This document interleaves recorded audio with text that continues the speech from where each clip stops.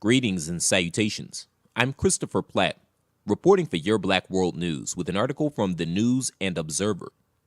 Don't forget to subscribe to this channel and visit theblackbusinessschool.com to learn about financial literacy and how you can grow your business today. When her daughter was 4 years old, Jennifer Jean started a small catering business in Bordeaux, a lower middle-class district of the Haitian capital.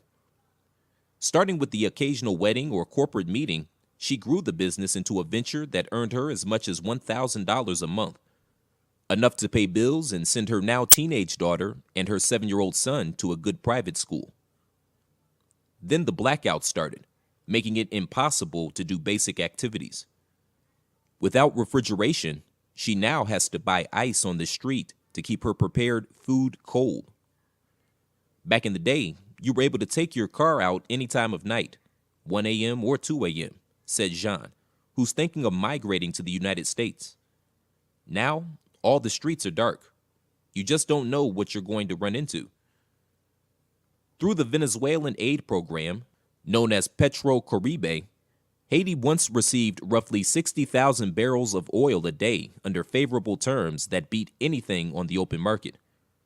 More than half the cost of the oil, which came at a heavily discounted price, were repayable over 25 years at a 1% interest rate, allowing the government to supposedly use the windfall for economic development. In exchange, Haiti reliably backed Venezuela against the United States in regional forums, such as the Organization of American States. But as President Nicolas Maduro's government has struggled with plunging petroleum production and a cratering economy, Venezuela has stopped sending billions in subsidized oil to countries throughout Central America and the Caribbean, including Haiti, where the end of the cheap oil has meant a sharp reduction in power. Meanwhile, Haiti's Bureau of Monetization of Development Aid Programs, or BMPAD, quickly ran into its own difficulties. After starting to buy oil on the global market, the Bureau said this year that it had run out of operating funds and stopped regularly delivering fuel needed by power station operators to keep the lights on. Now, much of Haiti's population enjoys electricity for just 3 hours a day. Nighttime activity has ground to a halt as armed robbers hold up street merchants or break into people's homes in darkness. Gas stations have gone empty for days, making it nearly impossible for many Haitians to get to work, run errands, or take their kids to school. Hospitals are forced to rely on backup generators. We can't find gas for our vehicles.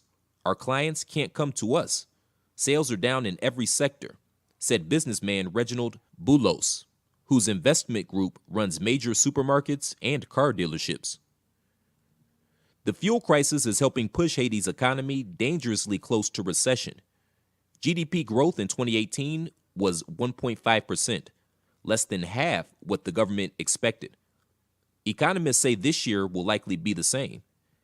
Annual inflation has also reached an estimated 17%, while a gallon of gasoline sells on the black market for between $6 and $12. Fuel distributors are reimbursed by the state to the tune of about 27 cents for every subsidized gallon of gasoline sold to customers. That help keeps the price around $2.50 a gallon. But the cash-strapped Haitian state has gone months without paying subsidies and at one point owed some $71 million, leaving Haitian business people to call for the end of the complicated state oil purchase structure. The path out is murky at best.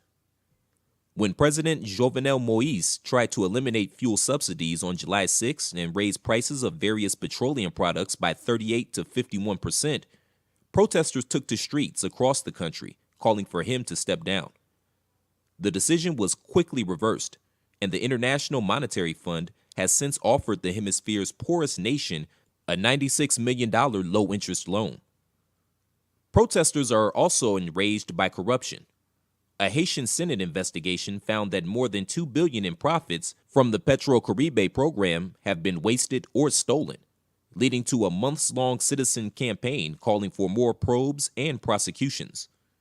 The shortages are creating panic. The economy is being damaged.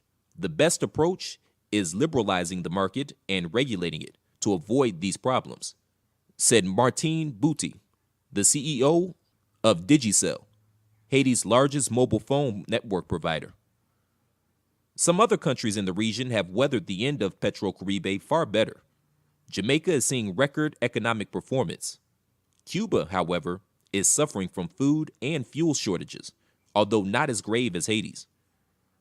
Moise's administration has asked BMPAD, the finance ministry, and private energy companies to suggest ways to further open up the petroleum market.